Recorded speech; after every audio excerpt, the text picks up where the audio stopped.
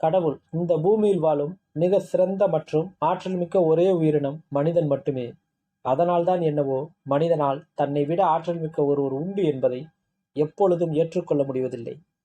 இதற்கு காரணம் மனிதனின் அகந்தை மட்டுமல்ல, அவனது அறியாமையும் கூட. நம்மை விட ஆற்றல் மிக்க ஒன்றை நம்மால் எப்படி முழுமையாக புரிந்து கொள்ள முடியும்? ஒரு மனிதனால் ஒரு மாட்டை புரிந்து கொள்ள முடியும், ஆனால் ஒரு மாட்டால் மனிதனை புரிந்து கொள்ள முடியாது. அதுபோலவே நம்மை விட ஆற்றல் மிக்க இறைவனை நம்மால் புரிந்து கொள்ளவே முடியாது.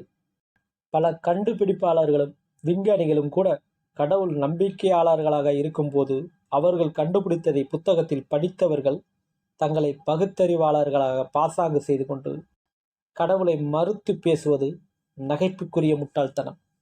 மனித அறிவால் புரிந்து கொள்ளக்கூடியவர்களாக இருந்தால் அவர் எவ்வாறு கடவுளாக இருக்க முடியும்? மனித அறிவுக்கு அப்பாற்பட்டு இருந்தால்தானே அவர் கடவுள்.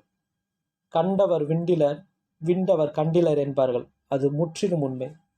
கடவுள் விடயத்தில் நாம் அனைவரும் குருடர்களைப் போன்றவர்கள். ஒவ்வொருவரும் தடவி பார்த்து ஒவ்வொன்றை கூறலாம். ஆனால் உண்மை என்னவென்று படைத்தவனுக்கே தெரியும்.